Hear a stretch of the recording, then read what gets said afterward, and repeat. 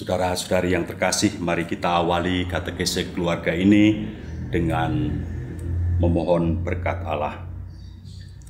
Dalam nama Bapa dan Putra dan Roh Kudus. Amin.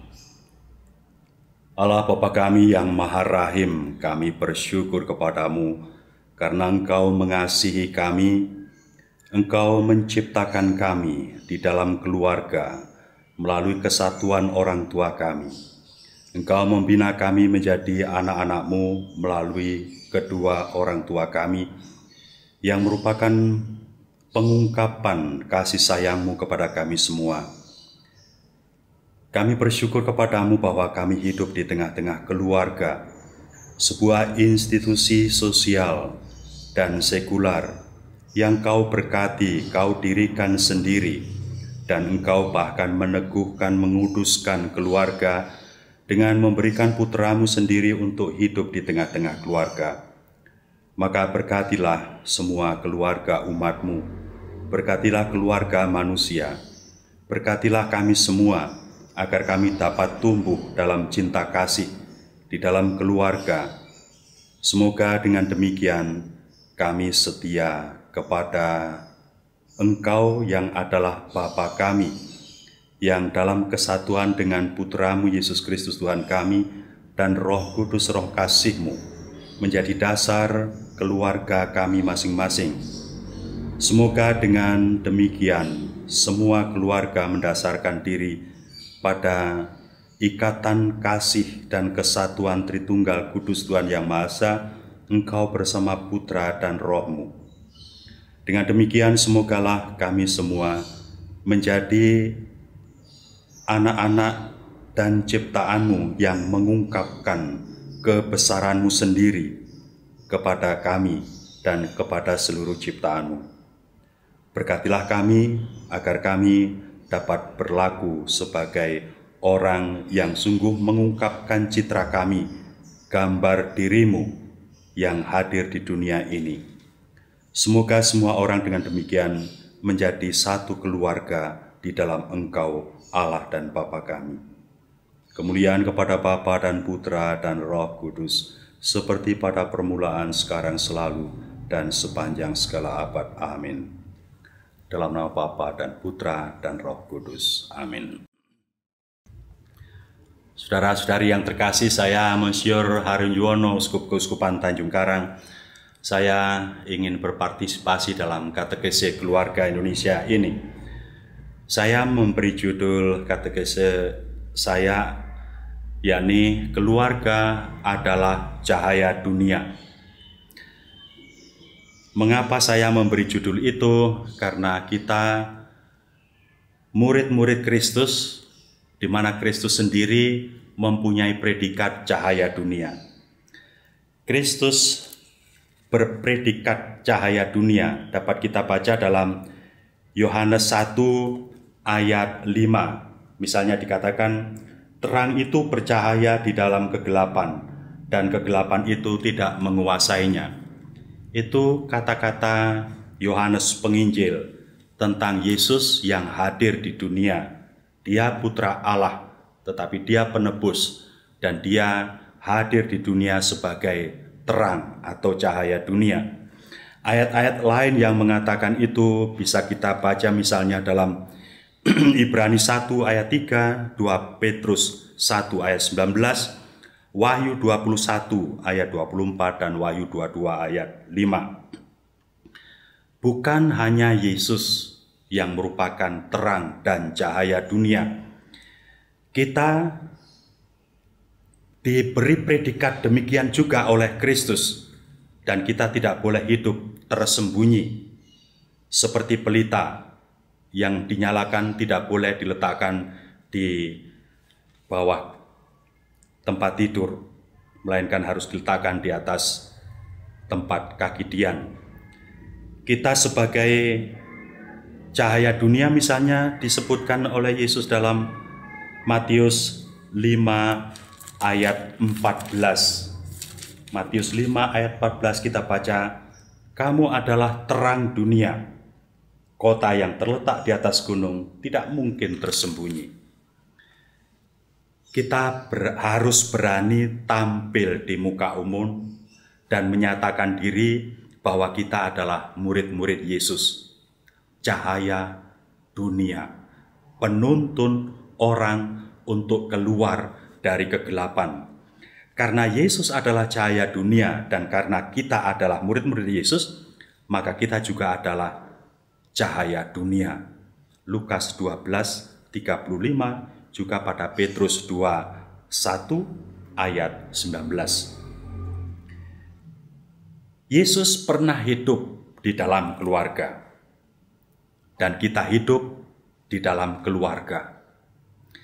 Karena Yesus pernah hidup di dalam keluarga, dan karena kita juga hidup di dalam keluarga, maka logikanya keluarga Kristiani adalah juga cahaya dunia. Bukankah masing-masing keluarga terdiri dari dan dihidupi oleh cahaya-cahaya dunia? Yesus membawa cahaya bagi keluarga, maka keluarga adalah cahaya dunia. Bapak Suci Paus Fransiskus mengatakan bahwa kehidupan kaum beriman seharusnya membawa sukacita Injil. Hal itu diungkapkannya dalam surat pastoralnya yang berjudul Evangelii Gaudium. Bahagia karena telah ditebus oleh Kristus dan dijadikan anak-anak Allah. Dengan demikian maka keluarga Kristiani seharusnya menjadi sukacita dunia yang senasib sepenanggungan dengan masyarakat dunia. Bandingkan Gaudium et Spes nomor 1. Bukankah keluarga Kristiani dihidupi oleh dan terdiri dari anak-anak Allah yang membawa sukacita Injili itu oleh sebab kasih Kristus yang telah menebus?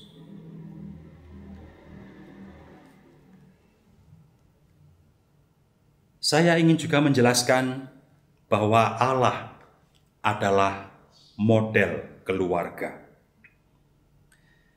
Kita mengimani Allah sebagai yang satu, namun 3 pribadi, Bapa, Putra, dan Roh Kudus. 3 pribadi Allah itu merupakan satu kesatuan yang tak terpisahkan satu dengan yang lainnya. Ketiganya sehati seperasaan, seiring sejalan, senasib sepenanggungan.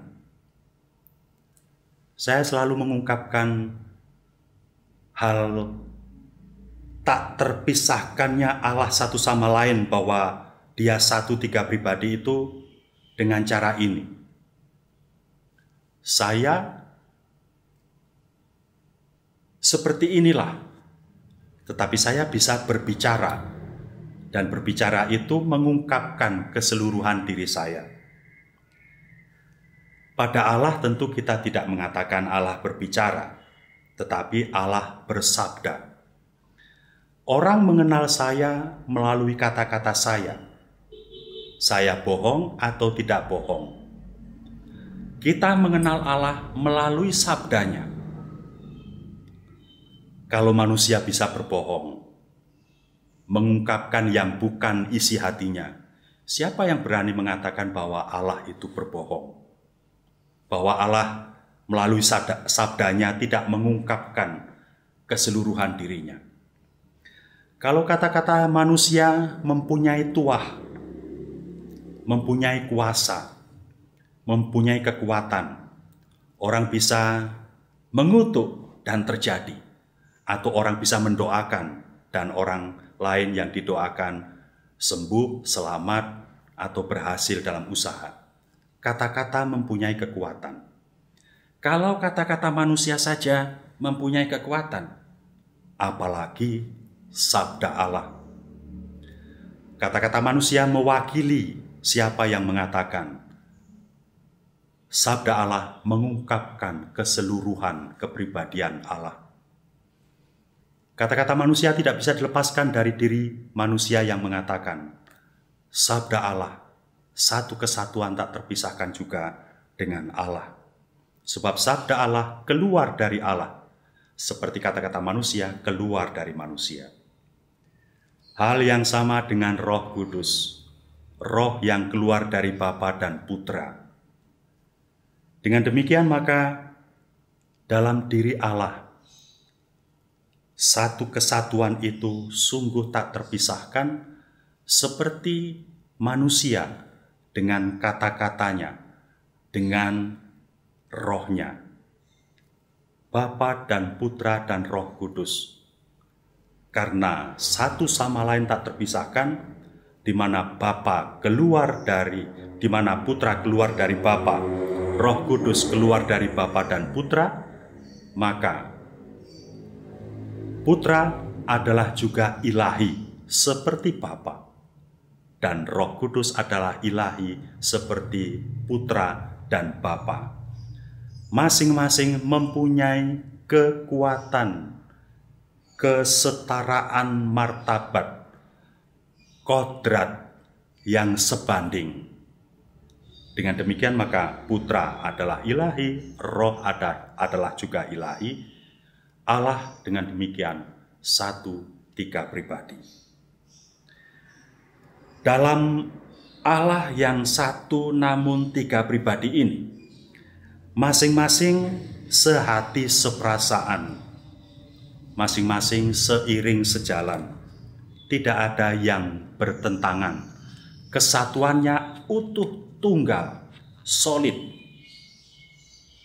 Karena itu maka dalam diri dan pribadi Allah tidak ada pertentangan satu dengan yang lain. Yesus pernah mengatakan, "Aku dan Bapa adalah satu." Kesatuan itu bukan hanya dalam tanda petik fisik, melainkan seluruh, kalau boleh saya mengatakan menggunakan ungkapan bahasa kita, melainkan seluruh jiwa dan raganya, seluruh keberadaannya. Putra lahir dari Bapa, Roh Kudus lahir dari Bapa dan Putra. Sekali lagi, ketiganya sama-sama ilahi. Lihatlah pada kredo Nikea atau kredo panjang syahadat kita. Dimensi kasih yang merupakan ikatan yang menjadikan Allah itu satu, memungkinkan Allah berkorban bagi kepentingan yang lain. Bapa dalam tanda petik kehilangan anaknya karena berkorban dalam tanda petik juga, atau karena mengorbankan anaknya yang tunggal. Yohanes 3 ayat 16-17. Putra dalam tanda petik berkorban demi memenuhi kehendak Bapanya.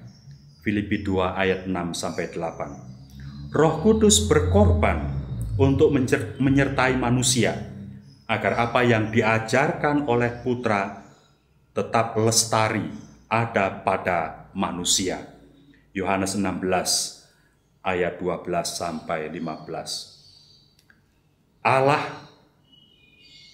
Bapa Suci Paus Fransiskus mengatakan, Allah kita tidak malu berkorban untuk keselamatan kita.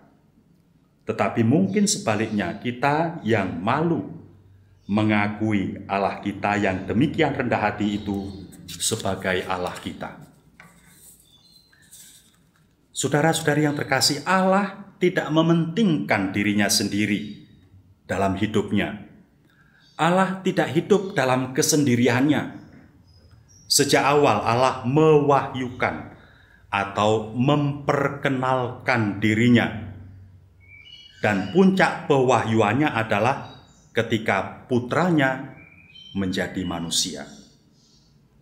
Manusia di mata Allah demikian berharga, sehingga bahkan dia menjadi model terakhir pewahyuan diri Allah. Ini adalah kesengajaan yang telah dipikirkan oleh Allah sejak semula. Allah mewahyukan dirinya dalam ciptaannya, yakni manusia. Ketika menjadikan manusia, Allah tidak mencipta manusia sebagai makhluk yang asing dari dirinya, melainkan merupakan potret atau gambaran dirinya. Kita manusia boleh mengatakan bahwa kita ini sebetulnya hasil selfie Allah. Allah yang sedang berbahagia memotret dirinya dan terwujudlah manusia. Kalau kita sering berselfie, kita tidak berselfie ketika kita sedang berduka atau bersedih. Kita berselfie ketika kita sedang bahagia, dan hasil selfie itu kita simpan sebagai kenangan dan akan kita ceritakan terus-menerus kepada setiap orang di mana kepadanya kita bergaul dengan akrab. Allah tidak akan mendelete hasil selfie-nya. Allah mencintai hasil selfie-nya, gambar dirinya, dan akan berusaha dengan segala cara baik untuk hasil selfie-nya, gambar dirinya ini akan tetap bersama dengan dia. Maka juga putra Allah mewahyukan Allah bukan melalui model yang asing, melainkan dengan menjadi manusia. Ketika menjadi manusia, Putra Allah tidak muncul serta-merta dari ketiadaan, bukan muncul dari batu besar atau pohon besar, atau muncul dari langit, atau muncul dari gempa bumi, gunung meletus. Tidak. Putra manusia lahir dalam keluarga. Seperti kita, seperti manusia, layaknya siapapun. Poin yang kemudian adalah bahwa keluarga adalah sarana untuk memahami Allah. Karena Putra Allah dalam mewahyukan Allah lahir dalam keluarga, maka logikanya kita hanya akan dapat memahami dengan baik siapa Allah melalui keluarga. Kata Bapa, Putra, Anak, kata kasih, persekutuan atau ikatan, perjanjian, kata lahir, kelahiran adalah istilah-istilah dalam keluarga. Maka ketika kita bisa memelihara dan menghayati serta menghidupi hidup berkeluarga dengan baik, kita akan dimudahkan dalam menghayati dan mengerti siapa Allah bagi kita. Allah yang demikian dekat dengan kita, yakni Allah yang adalah Bapa, Allah yang adalah Putra, Allah yang mengasihi, Allah yang bertanggung jawab, Allah yang menyertai, Allah yang rela berkorban, Allah yang peduli, dan sebagainya, dan sebagainya. Karena itu maka juga benar kebalikannya. Ketika keluarga-keluarga retak, ketika keluarga-keluarga kacau, kita akan kesulitan memahami Allah kita. Jika kita sulit memahami siapa Allah bagi kita, atau siapa Allah menurut kita, siapa diri Allah itu, maka kita juga akan kesulitan memahami diri kita sendiri. Sebab kita ini adalah gambar diri Allah. Manusia dengan demikian akan kehilangan kemanusiaannya ketika hidup di dalam keluarga yang retak, yang kacau. Keutuhan rumah tangga dengan demikian bukan sekedar merupakan ungkapan kesetiaan janji suami istri, melainkan merupakan ungkapan keagungan nilai martabat manusia. Manusia merupakan ungkapan dan gambar Allah, dan karena itu seperti kesetiaan Allah mengungkapkan kealahannya, keutuhan keluarga, dan kesetiaan relasi anggota-anggotanya mengungkapkan predikat manusia sebagai makhluk Allah, sebagai kekasih Allah, sebagai makhluk yang bermartabat ilahi mulia. Pada manusia modern yang hidup mementingkan diri sendiri, tidak akan mustahil bahwa dirinya akan kehilangan imannya akan Allah. Allah tidak akan dirasakan hadir dalam dirinya. Jika Allah tidak hadir dalam dirinya, manusia tidak akan bisa mengontrol atau menahan dirinya untuk melakukan apapun yang jahat, yang bertentangan dengan Allah untuk kepentingan dirinya. Perceraian yang entah didahului atau dibangun pelan-pelan oleh masalah apa adalah bentuk pengungkapan keegoisan manusia yang mementingkan dirinya sendiri. Perceraian merupakan bentuk lain dari kemauan Hawa untuk memakan buah kuldi. Manusia ingin menjauh dari Allah. Perceraian merupakan pengingkaran komitmen manusia pada dirinya sendiri dan sesamanya atau pasangannya. Bagi Allah, tidak ada perceraian. Allah dalam kesatuannya yang tak terpisahkan, Bapa, Putra, dan Roh Kudus, diikat oleh kasih yang tak mengenal batas perhitungan. Perceraian menyakitkan dan merusak bukan hanya keluarga dan bukan hanya melukai pribadi-pribadi anggota keluarga, melainkan juga melukai masyarakat dunia. Jika kita menghendaki dunia modern yang lebih baik dan manusiawi, jelas bahwa kita perlu mempertahankan keutuhan keluarga kita. Dengan mempertahankan keutuhan keluarga, kita mempertahankan dan memuliakan kemanusiaan kita. Masa depan gereja juga tergantung pada keutuhan keluarga. Tanpa keutuhan keluarga, tidak bisa dibayangkan adanya gereja di masa depan. Jadi sebenarnya semakin dunia modern, semakin perlu bahwa keluarga dalam arti tradisional tetap dipelihara.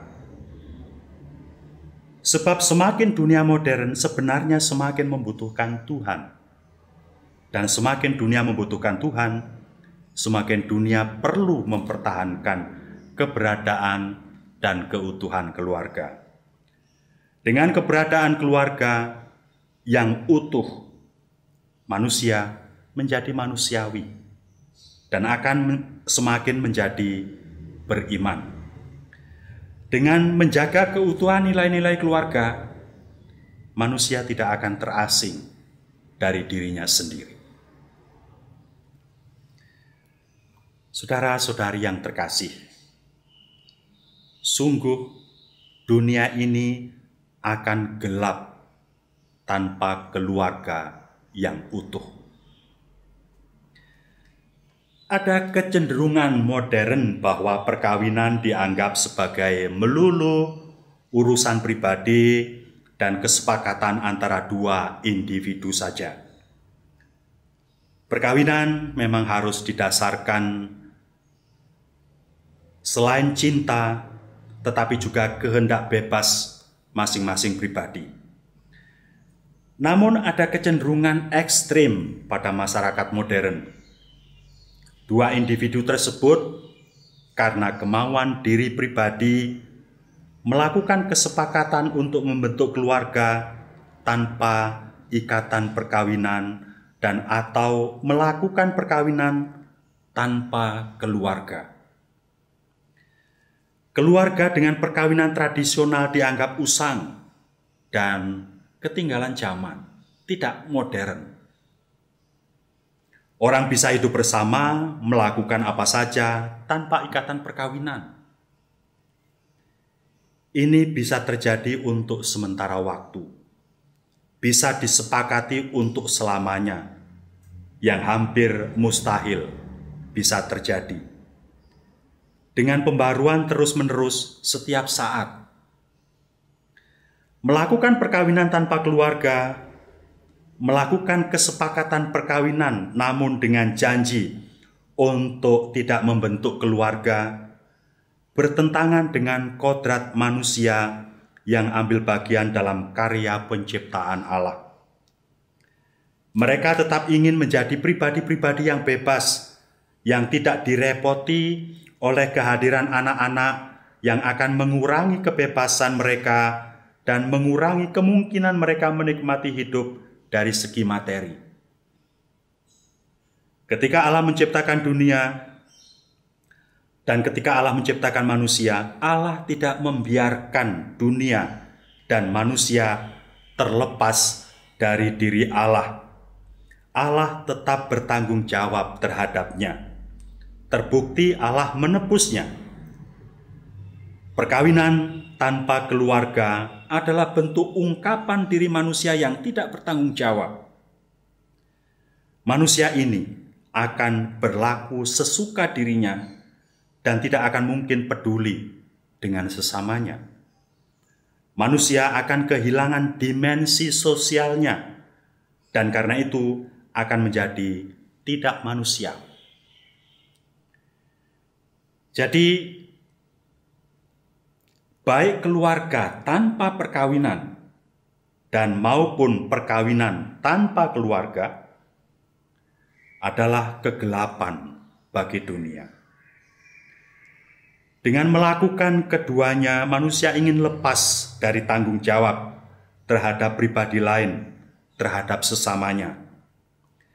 Manusia kehilangan dimensi sosialnya, sebab kedua hal tersebut di atas lahir dari sikap egois manusia yang hanya ingin memikirkan dirinya sendiri, mementingkan dirinya sendiri.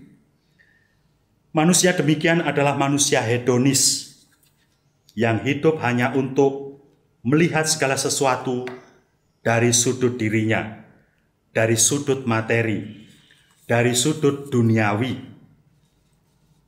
Manusia demikian akan tidak mempunyai kepekaan akan Allah dan karena itu akan tidak beriman.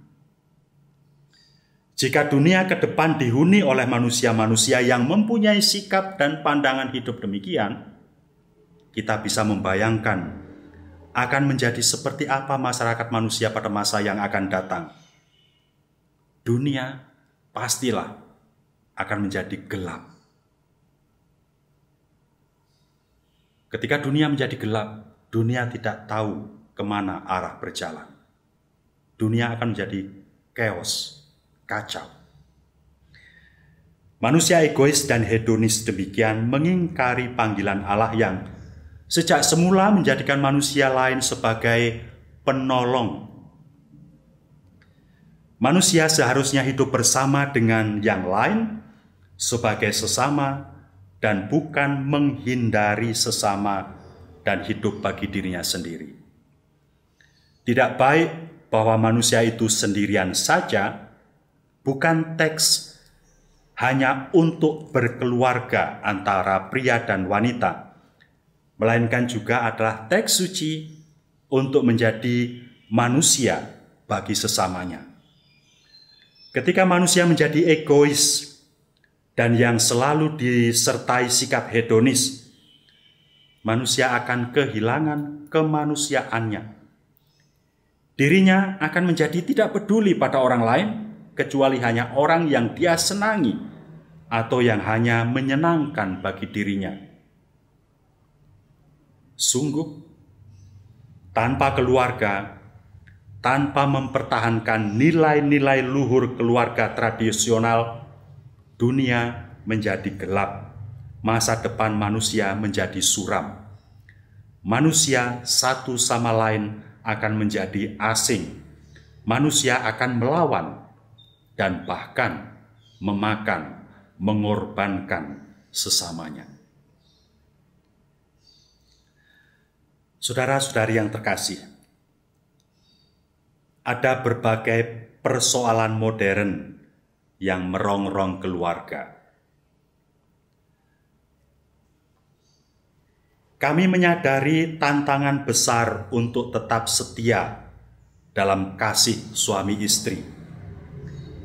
Iman yang diperlemah dan ketidakpedulian terhadap nilai-nilai yang benar, individualisme, pemiskinan hubungan, dan tekanan yang mengecualikan permenungan meninggalkan jejak mereka pada kehidupan keluarga. Sering ada krisis dalam pernikahan, sering dihadapkan dengan ketergesa-gesaan dan tanpa keberanian untuk memiliki kesabaran dan merenung, untuk berkorban dan untuk mengampuni. Kegagalan-kegagalan menimbulkan hubungan-hubungan baru, pasangan-pasangan baru, kesatuan-kesatuan sipil baru, dan pernikahan-pernikahan baru, menciptakan situasi-situasi keluarga yang rumit, yang bermasalah, di mana pilihan Kristiani tidak jelas.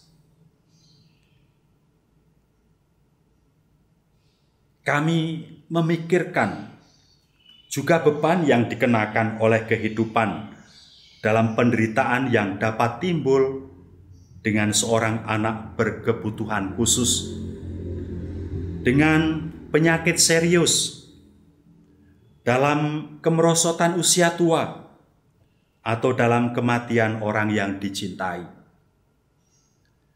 Kami mengagumi kesetiaan begitu banyak keluarga yang bertahan dalam pencobaan-pencobaan ini dengan keberanian, dengan iman, dan dengan kasih. Mereka melihat mereka bukan sebagai sebuah beban yang ditimbulkan pada mereka, tetapi sebagai sesuatu yang di dalamnya mereka sendiri berikan, melihat penderitaan Kristus dalam kelemahan daging. Kata-kata yang saya ucapkan di atas tadi adalah kata-kata Bapa Suci dalam Evangelii Gaudium, poin 55. Beliau melanjutkan, kita mengingat kesulitan-kesulitan yang disebabkan oleh sistem-sistem ekonomi, oleh berhala uang dan kediktatoran dari sebuah ekonomi yang tidak bersifat pribadi, yang minim tujuan yang benar-benar manusiawi, yang melemahkan martabat orang-orang. Kami mengingat para orang tua yang menganggur, yang tidak berdaya untuk menyediakan kebutuhan dasar bagi keluarga-keluarga mereka, dan kaum muda yang melihat di hadapan mereka hari-hari pengharapan yang hampa, yang merupakan mangsa obat-obatan dan kejahatan. Kami memikirkan begitu banyak keluarga miskin, mereka yang hendak menggapai perahu-perahu untuk mencapai sebuah pantai kelangsungan hidup, para pengungsi yang berkeliaran tanpa harapan di padang gurun, mereka yang teraniaya oleh karena iman mereka dan nilai-nilai rohani dan manusiawi yang mereka pegang. Ini terserang oleh kebrutalan perang dan penindasan. Kami mengingat para wanita yang menderita kekerasan dan eksploitasi, para korban perdagangan manusia, anak-anak yang disalahgunakan oleh mereka yang seharusnya melindungi mereka dan memupuk perkembangan mereka, dan para anggota dari begitu banyak keluarga yang telah diperkeji dan dibebani dengan kesulitan-kesulitan. Budaya kemakmuran mematikan kita. Semua kehidupan ini yang terhambat karena kurangnya kesempatan tampak sebuah tontonan belaka. Mereka gagal untuk menggerakkan kita. Evangelii Gaudium 54. Kami menghimbau para pemerintah dan para organisasi internasional untuk mempromosikan hak-hak keluarga untuk kebaikan bersama. Saudara-saudari yang terkasih, gereja mewartakan Kristus yang mencintai keluarga. Bapa Suci mengatakan, kami menawarkan sabda Kristus. Lihat, aku berdiri di muka pintu dan mengetuk. Jikalau ada orang yang mendengar suaraku dan membukakan pintu, aku akan masuk mendapatkannya, dan aku akan makan bersama-sama dengan dia, dan ia bersama-sama dengan aku. Wahyu bab 3 ayat 20. Pada perjalanannya sepanjang jalan-jalan tanah suci, Yesus sudi memasuki rumah-rumah desa. Ia terus lewat bahkan hari ini di sepanjang jalan-jalan kota-kota kita. dalam rumah-rumah Anda ada cahaya dan bayangan. Tantangan-tantangan sering menampilkan diri mereka dan kadang-kadang bahkan pencobaan-pencobaan besar. Kegelapan dapat tumbuh subur dari hingga titik hingga menjadi sebuah bayangan pekat ketika karya jahat dan dosa masuk ke dalam hati keluarga. Kristus menginginkan gerejanya menjadi sebuah rumah dengan pintu selalu terbuka untuk menyambut semua orang.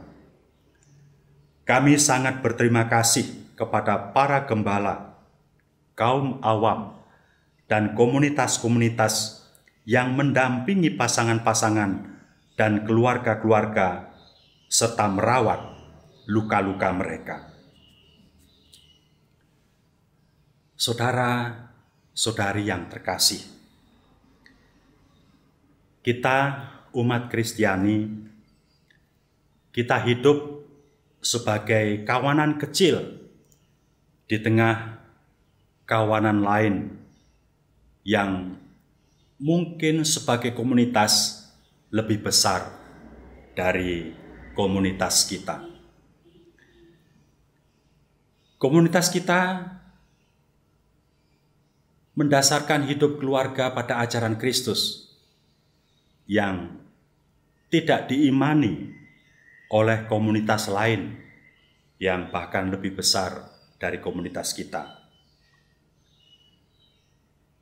Kita mempertahankan ajaran Kristus bahwa dalam perkawinan hanya bisa terjadi satu orang pribadi, perempuan dan laki-laki, dan tidak ada menduakan yang satu dengan yang lain.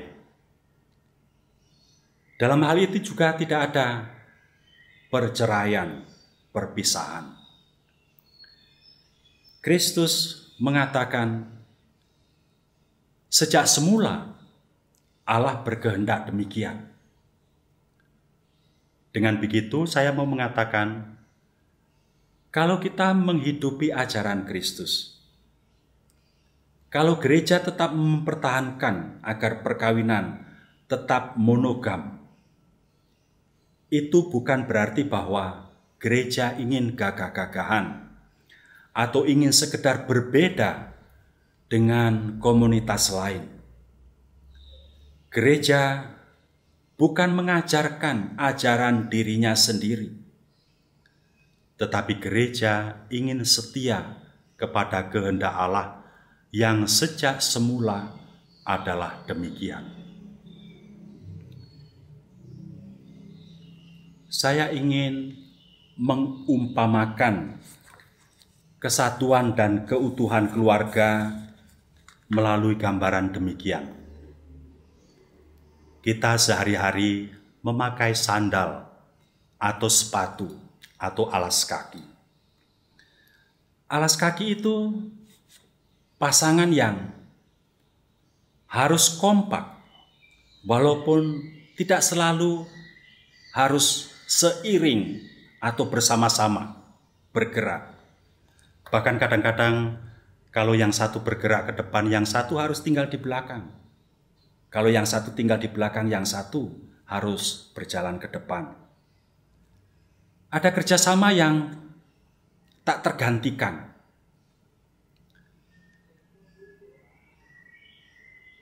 Pasangan yang satu berbeda dengan pasangan yang lain. Tetapi perbedaan itu ternyata melengkapi. Hanya anak kecil yang memakai sepatu terbalik. Yang kanan dipakai yang kiri dipakai yang kanan.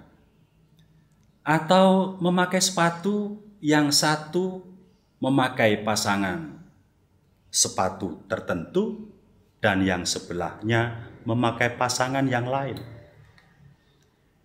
Orang dewasa, orang yang nalar, tidak akan memakai sepatu atau alas kaki yang terbalik-balik.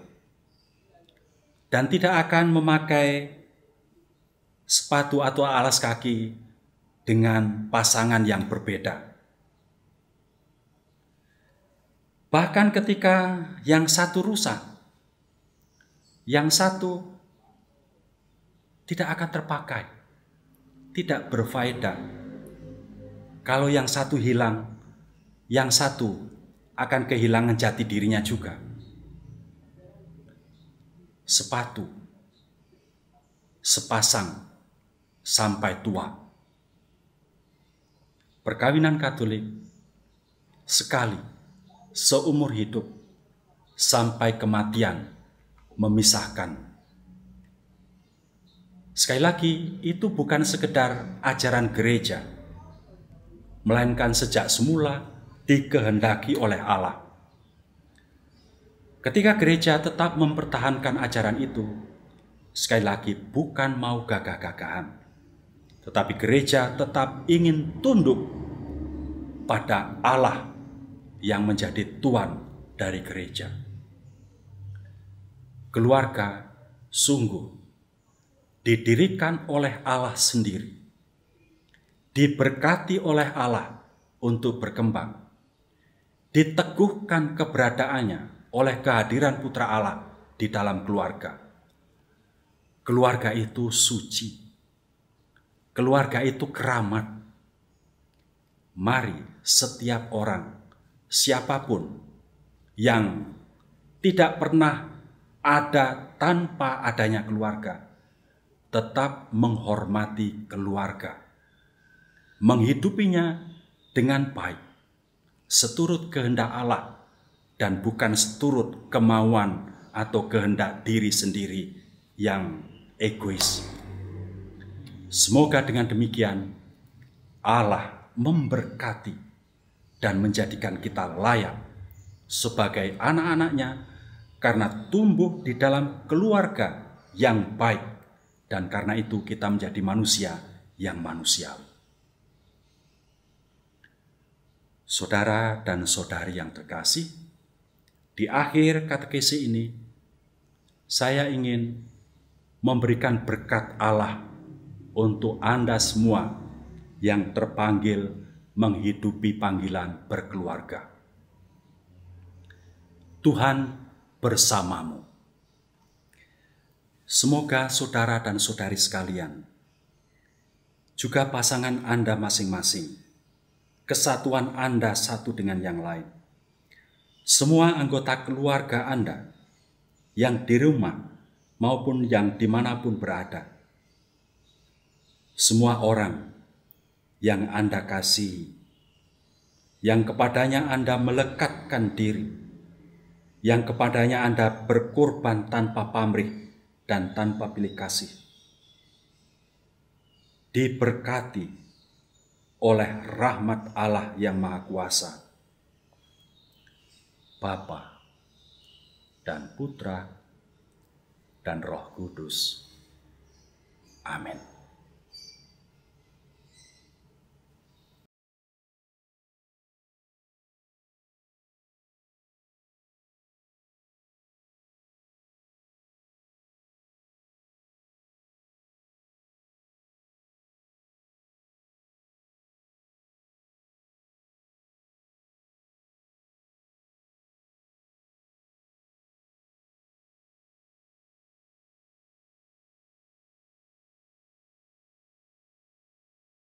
Saudara-saudari yang terkasih, mari kita awali katekesi keluarga ini dengan memohon berkat Allah.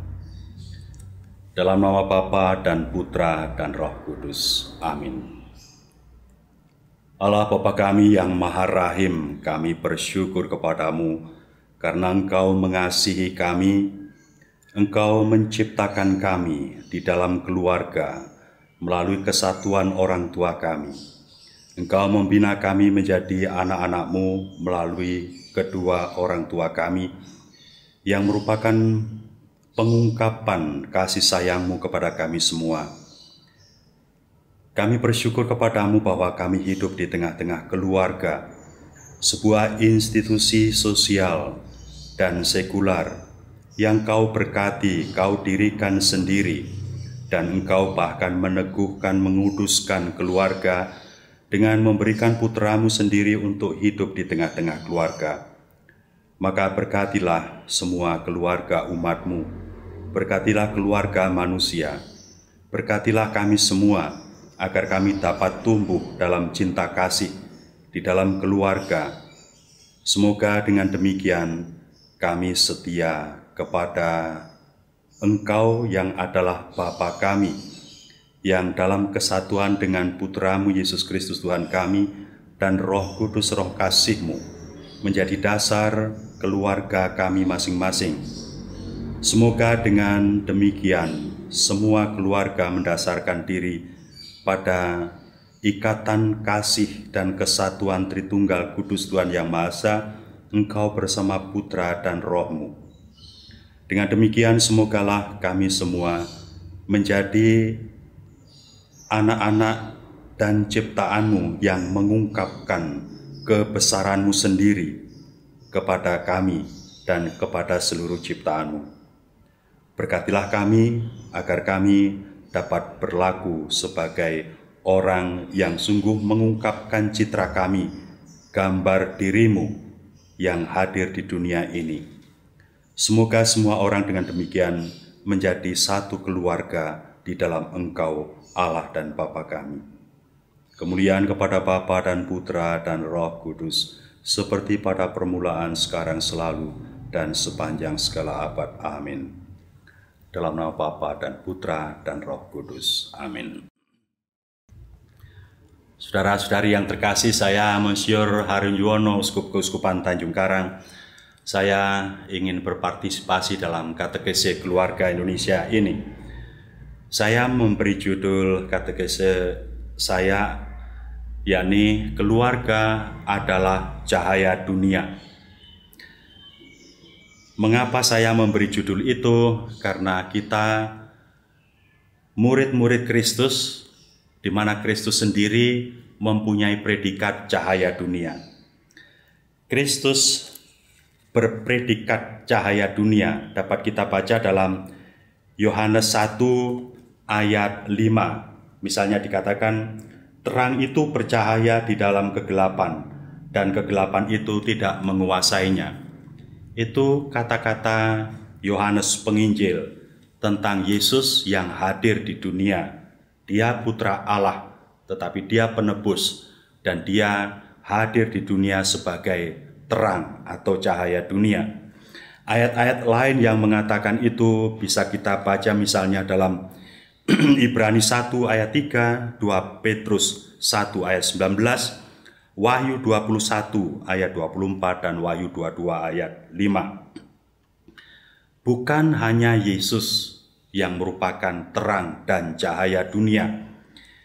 Kita diberi predikat demikian juga oleh Kristus, dan kita tidak boleh hidup tersembunyi seperti pelita yang dinyalakan, tidak boleh diletakkan di bawah tempat tidur, melainkan harus diletakkan di atas tempat kaki dian.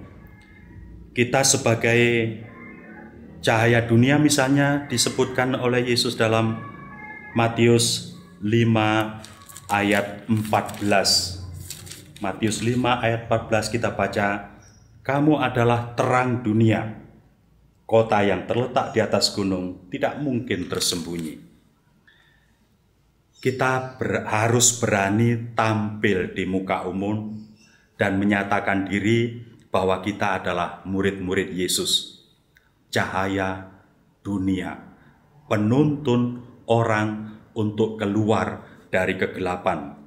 Karena Yesus adalah cahaya dunia dan karena kita adalah murid-murid Yesus, maka kita juga adalah cahaya dunia.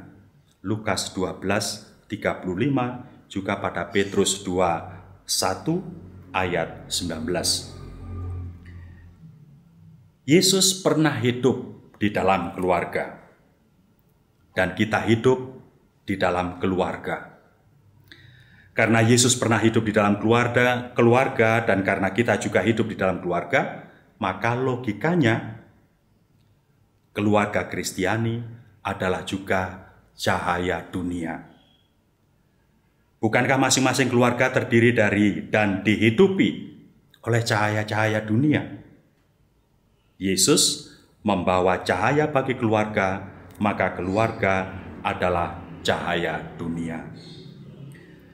Bapak Suci Paus Fransiskus mengatakan bahwa kehidupan kaum beriman seharusnya membawa sukacita Injil. Hal itu diungkapkannya dalam surat pastoralnya yang berjudul Evangelii Gaudium. Bahagia karena telah ditebus oleh Kristus dan dijadikan anak-anak Allah. Dengan demikian maka keluarga Kristiani seharusnya menjadi sukacita dunia yang senasib sepenanggungan dengan masyarakat dunia. Bandingkan Gaudium et Spes nomor 1. Bukankah keluarga Kristiani dihidupi oleh dan terdiri dari anak-anak Allah yang membawa sukacita Injili itu oleh sebab kasih Kristus yang telah menebus?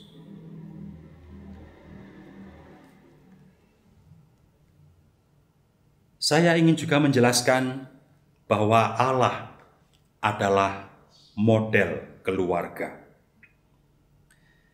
Kita mengimani Allah sebagai yang satu, namun tiga pribadi, Bapa, Putra, dan Roh Kudus.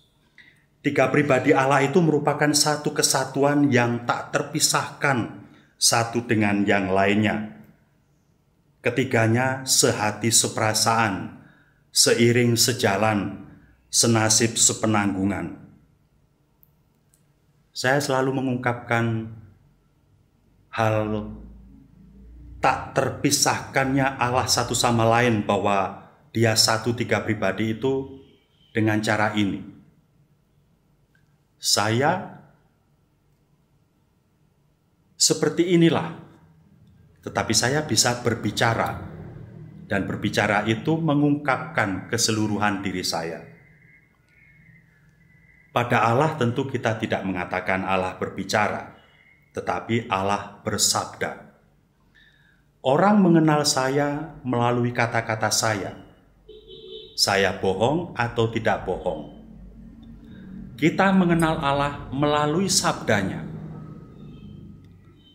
Kalau manusia bisa berbohong, mengungkapkan yang bukan isi hatinya, siapa yang berani mengatakan bahwa Allah itu berbohong? Bahwa Allah melalui sabdanya tidak mengungkapkan keseluruhan dirinya. Kalau kata-kata manusia mempunyai tuah, mempunyai kuasa, mempunyai kekuatan, orang bisa mengutuk dan terjadi, atau orang bisa mendoakan dan orang lain yang didoakan sembuh, selamat, atau berhasil dalam usaha. Kata-kata mempunyai kekuatan. Kalau kata-kata manusia saja mempunyai kekuatan, apalagi sabda Allah. Kata-kata manusia mewakili siapa yang mengatakan. Sabda Allah mengungkapkan keseluruhan kepribadian Allah. Kata-kata manusia tidak bisa dilepaskan dari diri manusia yang mengatakan. Sabda Allah, satu kesatuan tak terpisahkan juga dengan Allah. Sebab sabda Allah keluar dari Allah, seperti kata-kata manusia keluar dari manusia. Hal yang sama dengan Roh Kudus, Roh yang keluar dari Bapa dan Putra. Dengan demikian maka dalam diri Allah, satu kesatuan itu sungguh tak terpisahkan, seperti manusia dengan kata-katanya, dengan rohnya. Bapa dan Putra dan Roh Kudus. Karena satu sama lain tak terpisahkan, di mana Bapa keluar dari, di mana Putra keluar dari Bapa, Roh Kudus keluar dari Bapa dan Putra, maka Putra adalah juga ilahi seperti Bapa, dan Roh Kudus adalah ilahi seperti Putra dan Bapa. Masing-masing mempunyai kekuatan, kesetaraan martabat, kodrat yang sebanding. Dengan demikian maka Putra adalah ilahi, Roh adalah juga ilahi. Allah dengan demikian satu, tiga pribadi. Dalam Allah yang satu namun tiga pribadi ini, masing-masing sehati seperasaan, masing-masing seiring sejalan, tidak ada yang bertentangan. Kesatuannya utuh, tunggal, solid. Karena itu maka dalam diri dan pribadi Allah tidak ada pertentangan satu dengan yang lain. Yesus pernah mengatakan, "Aku dan Bapa adalah satu." Kesatuan itu bukan hanya dalam tanda petik fisik, melainkan seluruh, kalau boleh saya mengatakan menggunakan ungkapan bahasa kita, melainkan seluruh jiwa dan raganya, seluruh keberadaannya. Putra lahir dari Bapa. Roh Kudus lahir dari Bapa dan Putra.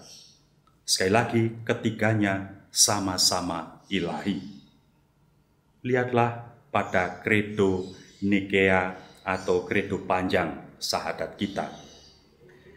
Dimensi kasih yang merupakan ikatan yang menjadikan Allah itu satu, memungkinkan Allah berkorban bagi kepentingan yang lain.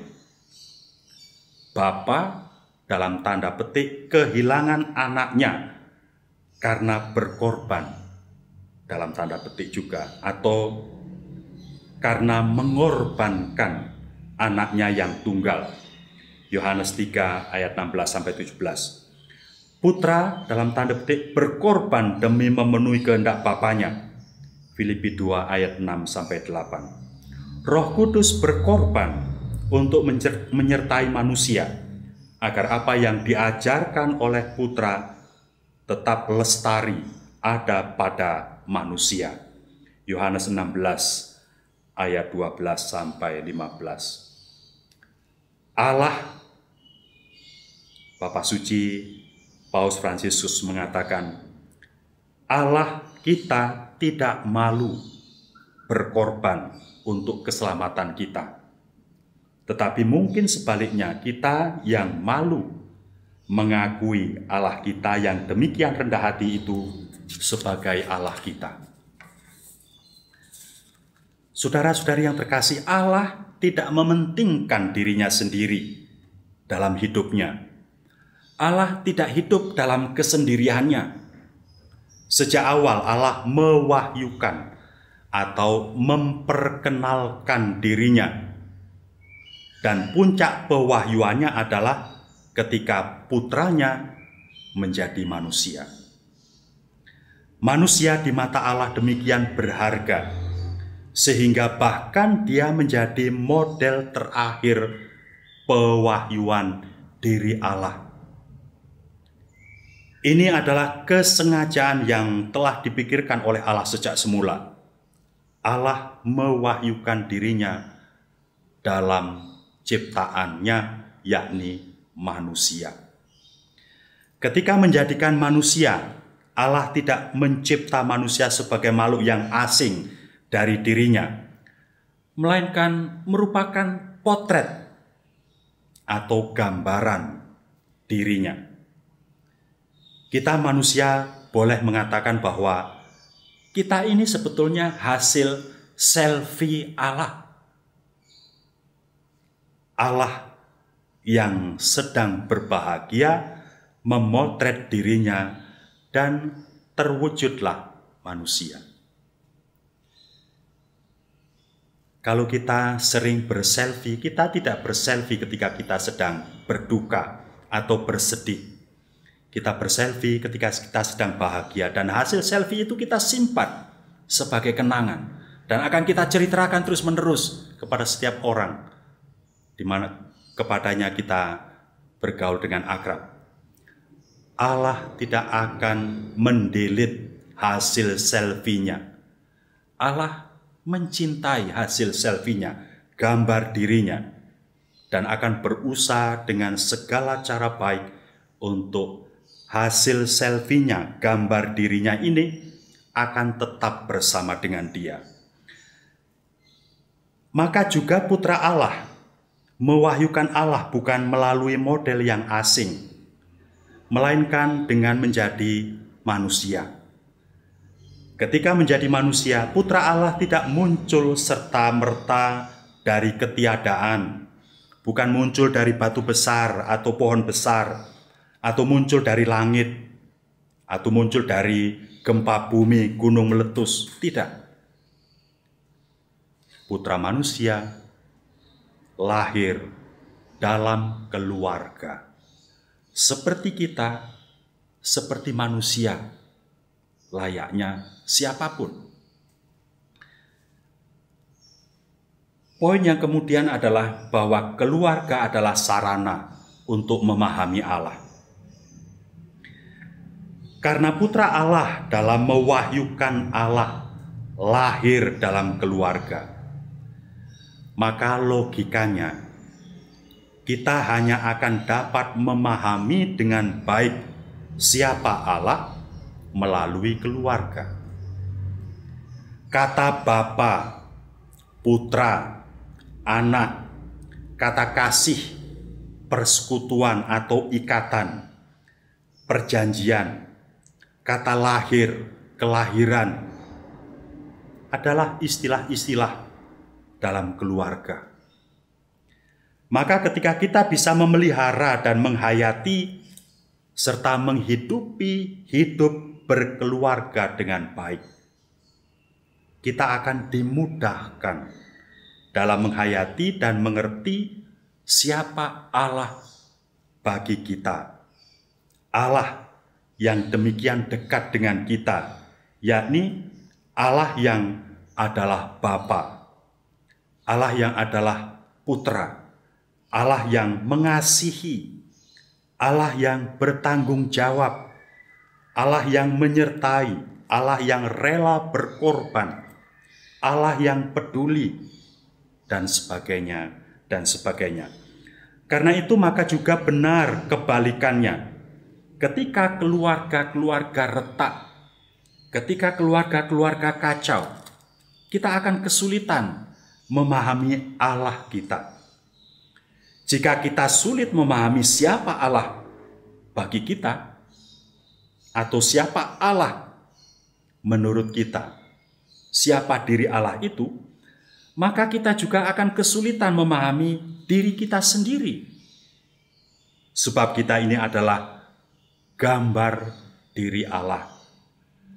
Manusia dengan demikian akan kehilangan kemanusiaannya ketika hidup di dalam keluarga yang retak, yang kacau.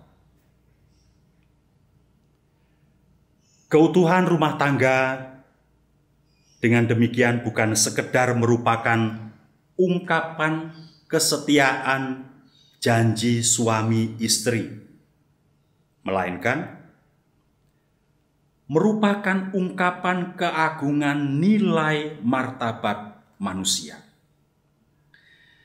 Manusia merupakan ungkapan dan gambar Allah, dan karena itu seperti kesetiaan Allah mengungkapkan kealahannya, keutuhan keluarga, dan kesetiaan relasi anggota-anggotanya mengungkapkan predikat manusia sebagai makhluk Allah, sebagai kekasih Allah, sebagai makhluk yang bermartabat ilahi mulia.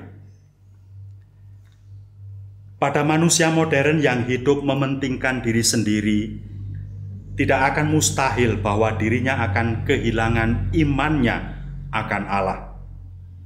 Allah tidak akan dirasakan hadir dalam dirinya. Jika Allah tidak hadir dalam dirinya, manusia tidak akan bisa mengontrol atau menahan dirinya untuk melakukan apapun yang jahat, yang bertentangan dengan Allah untuk kepentingan dirinya. perceraian yang entah didahului atau dibangun pelan-pelan oleh masalah apa adalah bentuk pengungkapan keegoisan manusia yang mementingkan dirinya sendiri. Perceraian merupakan bentuk lain dari kemauan Hawa untuk memakan buah kuldi. Manusia ingin menjauh dari Allah. Perceraian merupakan pengingkaran komitmen manusia pada dirinya sendiri dan sesamanya atau pasangannya. Bagi Allah, tidak ada perceraian. Allah dalam kesatuannya yang tak terpisahkan, Bapa, Putra, dan Roh Kudus, diikat oleh kasih yang tak mengenal batas perhitungan. Perceraian menyakitkan dan merusak bukan hanya keluarga dan bukan hanya melukai pribadi-pribadi anggota keluarga, melainkan juga melukai masyarakat dunia. Jika kita menghendaki dunia modern yang lebih baik dan manusiawi, jelas bahwa kita perlu mempertahankan keutuhan keluarga kita.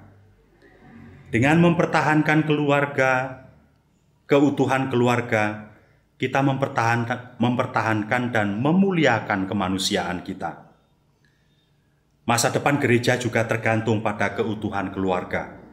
Tanpa keutuhan keluarga, tidak bisa dibayangkan adanya gereja di masa depan. Jadi sebenarnya semakin dunia modern, semakin perlu bahwa keluarga dalam arti tradisional tetap dipelihara. Sebab semakin dunia modern sebenarnya semakin membutuhkan Tuhan. Dan semakin dunia membutuhkan Tuhan, semakin dunia perlu mempertahankan keberadaan dan keutuhan keluarga. Dengan keberadaan keluarga yang utuh, manusia menjadi manusiawi dan akan semakin menjadi beriman. Dengan menjaga keutuhan nilai-nilai keluarga, manusia tidak akan terasing dari dirinya sendiri. Saudara-saudari yang terkasih, sungguh dunia ini akan gelap tanpa keluarga yang utuh. Ada kecenderungan modern bahwa perkawinan dianggap sebagai melulu urusan pribadi dan kesepakatan antara dua individu saja. Perkawinan memang harus didasarkan selain cinta, tetapi juga kehendak bebas masing-masing pribadi. Namun ada kecenderungan ekstrim pada masyarakat modern. Dua individu tersebut karena kemauan diri pribadi melakukan kesepakatan untuk membentuk keluarga tanpa ikatan perkawinan dan atau melakukan perkawinan tanpa keluarga. Keluarga dengan perkawinan tradisional dianggap usang dan ketinggalan zaman, tidak modern. Orang bisa hidup bersama, melakukan apa saja tanpa ikatan perkawinan. Ini bisa terjadi untuk sementara waktu. Bisa disepakati untuk selamanya, yang hampir mustahil bisa terjadi. Dengan pembaruan terus-menerus setiap saat. Melakukan perkawinan tanpa keluarga, melakukan kesepakatan perkawinan namun dengan janji untuk tidak membentuk keluarga, bertentangan dengan kodrat manusia yang ambil bagian dalam karya penciptaan Allah.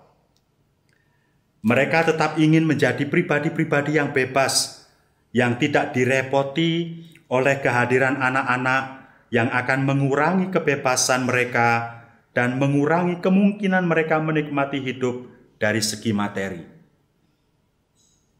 Ketika Allah menciptakan dunia dan ketika Allah menciptakan manusia, Allah tidak membiarkan dunia dan manusia terlepas dari diri Allah. Allah tetap bertanggung jawab terhadapnya. Terbukti Allah menebusnya. Perkawinan tanpa keluarga adalah bentuk ungkapan diri manusia yang tidak bertanggung jawab. Manusia ini akan berlaku sesuka dirinya dan tidak akan mungkin peduli dengan sesamanya. Manusia akan kehilangan dimensi sosialnya dan karena itu akan menjadi tidak manusia. Jadi,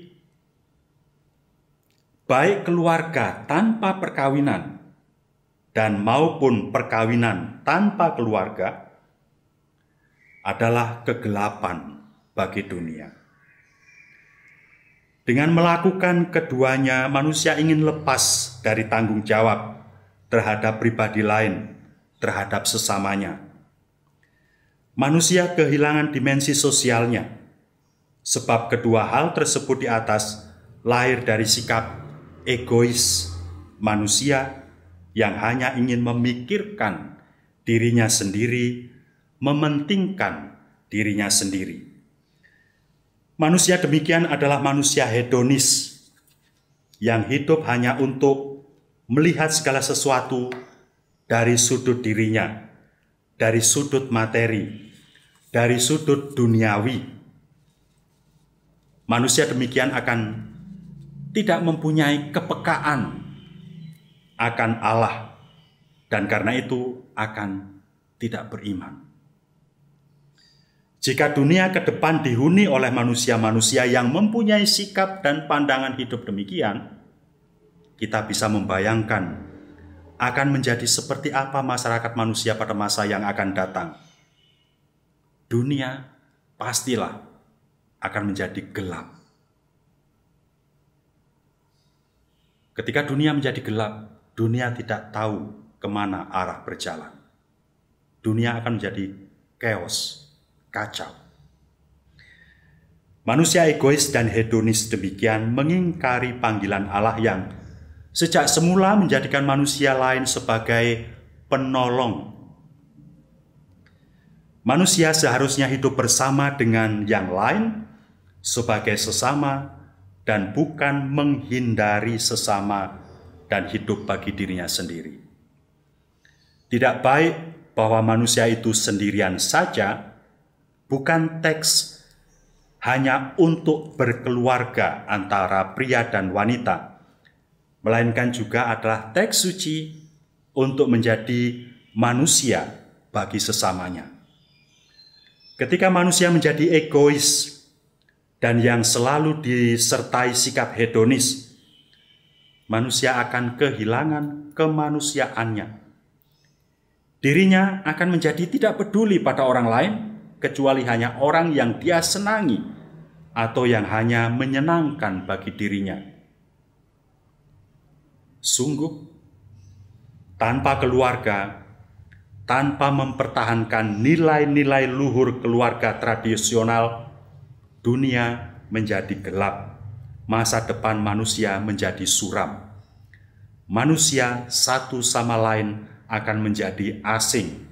Manusia akan melawan dan bahkan memakan, mengorbankan sesamanya. Saudara-saudari yang terkasih, ada berbagai persoalan modern yang merongrong keluarga. Kami menyadari tantangan besar untuk tetap setia dalam kasih suami istri. Iman yang diperlemah dan ketidakpedulian terhadap nilai-nilai yang benar, individualisme, pemiskinan hubungan, dan tekanan yang mengecualikan permenungan meninggalkan jejak mereka pada kehidupan keluarga. Sering ada krisis dalam pernikahan, sering dihadapkan dengan ketergesa-gesaan dan tanpa keberanian untuk memiliki kesabaran dan merenung, untuk berkorban dan untuk mengampuni. Kegagalan-kegagalan menimbulkan hubungan-hubungan baru, pasangan-pasangan baru, kesatuan-kesatuan sipil baru, dan pernikahan-pernikahan baru, menciptakan situasi-situasi keluarga yang rumit, yang bermasalah, di mana pilihan Kristiani tidak jelas.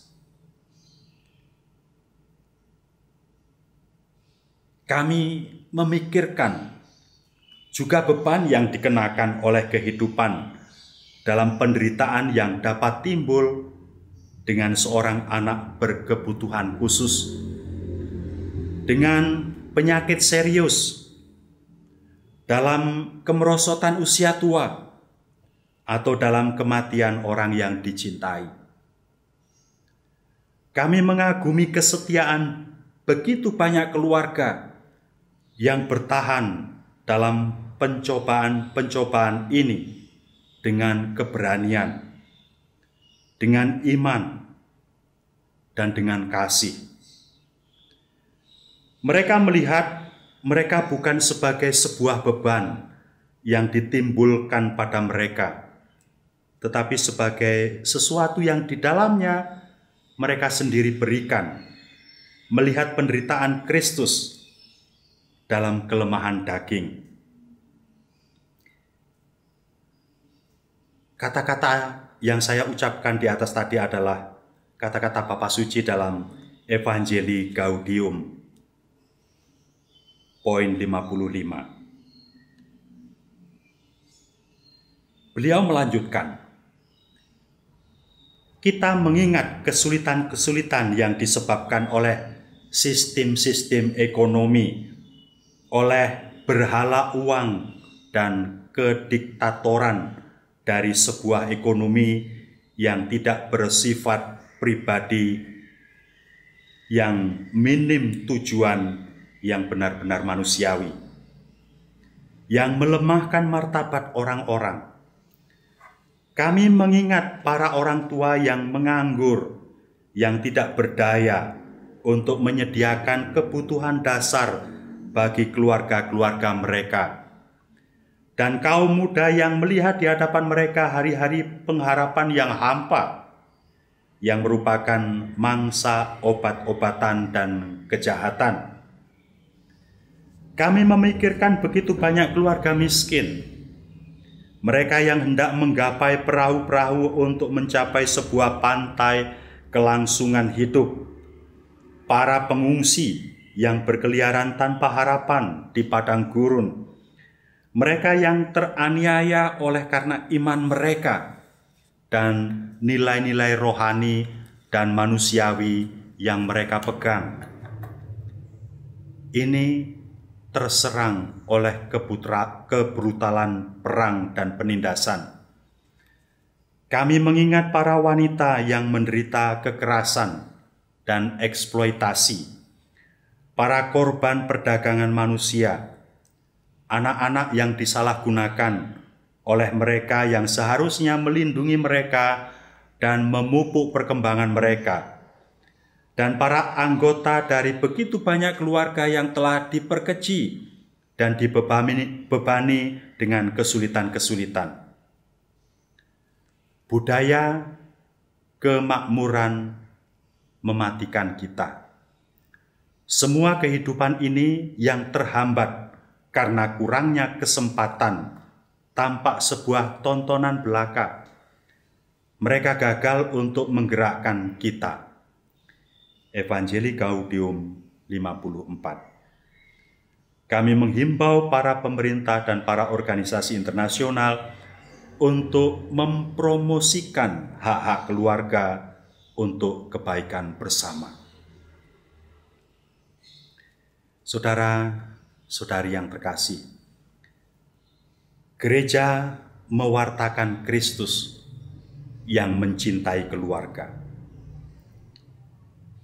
Bapa Suci mengatakan, kami menawarkan sabda Kristus. Lihat, aku berdiri di muka pintu dan mengetuk. Jikalau ada orang yang mendengar suaraku dan membukakan pintu, aku akan masuk mendapatkannya, dan aku akan makan bersama-sama dengan dia, dan ia bersama-sama dengan aku. Wahyu bab 3 ayat 20. Pada perjalanannya sepanjang jalan-jalan tanah suci, Yesus sudi memasuki rumah-rumah desa. Ia terus lewat bahkan hari ini di sepanjang jalan-jalan kota-kota kita.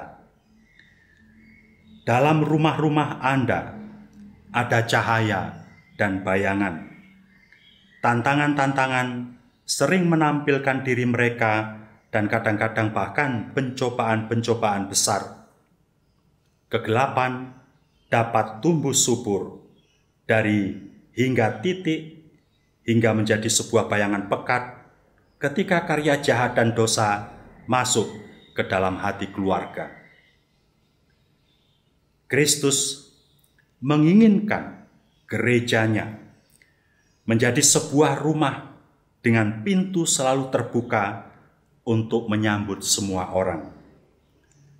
Kami sangat berterima kasih kepada para gembala, kaum awam, dan komunitas-komunitas yang mendampingi pasangan-pasangan dan keluarga-keluarga serta merawat luka-luka mereka. Saudara-saudari yang terkasih,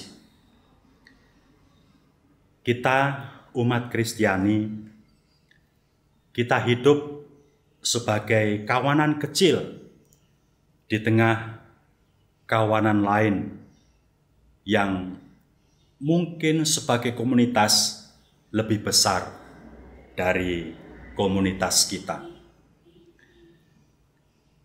Komunitas kita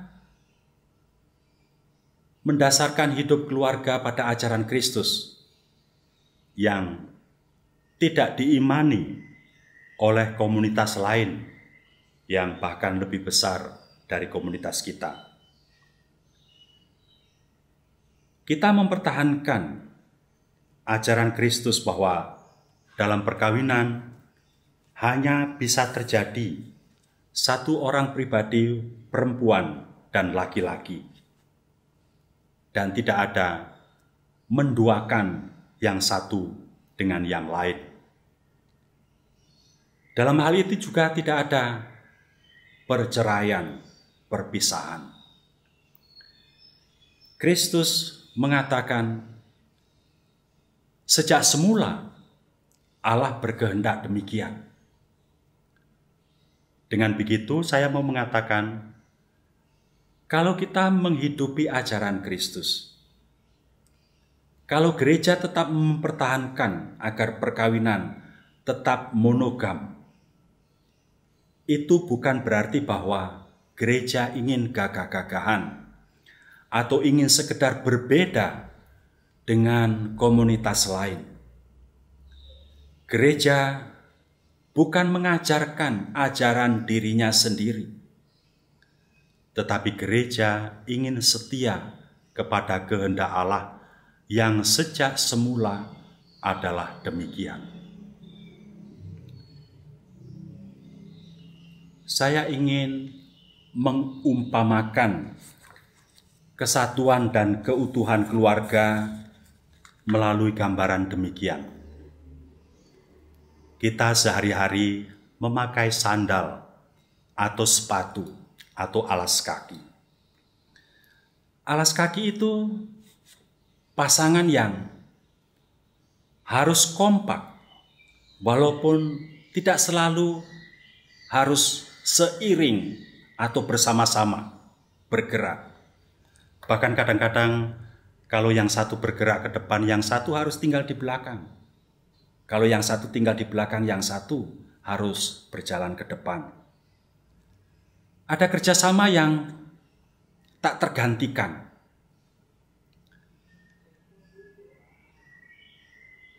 Pasangan yang satu berbeda dengan pasangan yang lain. Tetapi perbedaan itu ternyata melengkapi. Hanya anak kecil yang memakai sepatu terbalik, yang kanan dipakai yang kiri dipakai yang kanan. Atau memakai sepatu yang satu memakai pasangan sepatu tertentu dan yang sebelahnya memakai pasangan yang lain. Orang dewasa, orang yang nalar, tidak akan memakai sepatu atau alas kaki yang terbalik-balik. Dan tidak akan memakai sepatu atau alas kaki dengan pasangan yang berbeda. Bahkan ketika yang satu rusak, yang satu tidak akan terpakai, tidak berfaedah. Kalau yang satu hilang, yang satu akan kehilangan jati dirinya juga. Sepatu, sepasang sampai tua. Perkawinan Katolik sekali seumur hidup sampai kematian memisahkan. Sekali lagi, itu bukan sekedar ajaran gereja, melainkan sejak semula dikehendaki oleh Allah. Ketika gereja tetap mempertahankan ajaran itu, sekali lagi bukan mau gagah-gagahan, tetapi gereja tetap ingin tunduk pada Allah yang menjadi Tuan dari gereja. Keluarga sungguh didirikan oleh Allah sendiri, diberkati oleh Allah untuk berkembang, diteguhkan keberadaannya oleh kehadiran Putra Allah di dalam keluarga. Keluarga itu suci, keluarga itu keramat. Mari setiap orang, siapapun yang tidak pernah ada tanpa adanya keluarga, tetap menghormati keluarga, menghidupinya dengan baik, seturut kehendak Allah dan bukan seturut kemauan atau kehendak diri sendiri yang egois. Semoga dengan demikian Allah memberkati dan menjadikan kita layak sebagai anak-anaknya karena tumbuh di dalam keluarga yang baik, dan karena itu kita menjadi manusia yang manusiawi. Saudara dan saudari yang terkasih, di akhir katekesi ini saya ingin memberikan berkat Allah untuk Anda semua yang terpanggil menghidupi panggilan berkeluarga. Tuhan bersamamu. Semoga saudara dan saudari sekalian, juga pasangan Anda masing-masing, kesatuan Anda satu dengan yang lain, semua anggota keluarga Anda yang di rumah maupun yang dimanapun berada, semua orang yang Anda kasihi, yang kepadanya Anda melekatkan diri, yang kepadanya Anda berkorban tanpa pamrih dan tanpa pilih kasih, diberkati oleh rahmat Allah yang Maha Kuasa, Bapa dan Putra dan Roh Kudus. Amin. Dalam nama Bapa dan Putra dan Roh Kudus. Amin. Yesus, Maria dan Yesus, di dalam hidupmu kami menemukan cahaya kasih sejati, dan padamulah kami percayakan hidup keluarga kami. Keluarga Kudus Nazaret, jadikanlah keluarga kami tempat berkomunikasi, sanggar doa, sekolah iman, dan gereja kecil. Keluarga Kudus Nazaret, semoga tidak ada lagi kekerasan, ketegaran hati, dan perpecahan di dalam hidup keluarga. Semoga duka dihibur, luka disembuhkan, dan kerukunan dipulihkan. Keluarga Kudus Nazaret, semoga dalam masa pandemi ini kami semakin memahami keindahan dan kesucian keluarga kami. sehingga kami semakin mengenal rencana-rencana-Mu yang indah. Yesus, Maria, dan Yusuf, dengarkanlah dan kabulkanlah doa-doa kami. Amin. Dalam nama Bapa dan Putra dan Roh Kudus. Amin.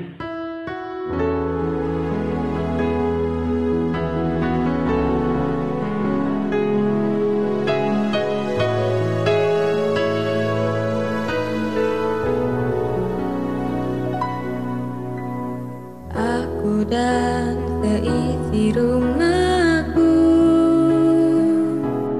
akan selalu menyembah-Mu, Tuhan dan Rajaku.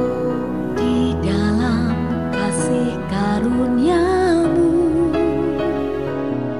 untuk hidup saling melayani dan melayani-Mu.